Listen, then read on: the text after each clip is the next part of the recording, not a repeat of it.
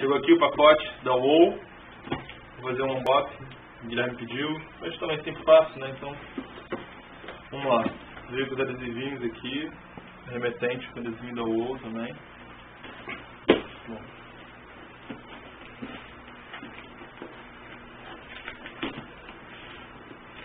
É um pouquinho agressivo, porque não quer, né?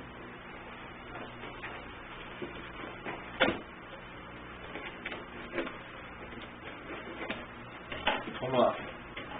Aqui vão ter alguns decks da WOW, da Finger Store, umas rodinhas que eu tinha emprestado para ele, peguei de volta. E os decks que ele... são esses daqui. Ele colocou pra mim o gráficos aqui do Zelda, Metroid, o Big Talent, a banda aí. E esse daqui, o filme Kung Po. Foda, pra caralho. Tá, vamos lá. Aqui os decks, aqui na caixa. Caixa? Eu já vi que tem uma surpresa aqui pra mim.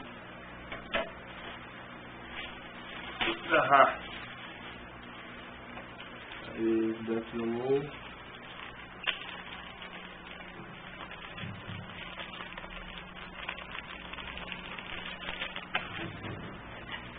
Rodinhos, parafusos, coisas que ele está me devolvendo, adesivos, aqui, pode ver. Vamos lá, mais decks, só que vai ficar pesado.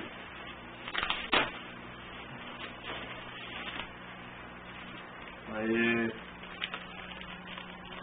ó, os gráficos que eu não conhecia, maneiro. E uma camisa, presente. Espero que goste do tamanho. Caralho, foda, valeu Guilherme. Caralho. Eu tinha falado que ia me dar um presente, mas eu tinha até esquecido. Valeuzão, cara. Porra, é nóis, tamo aí.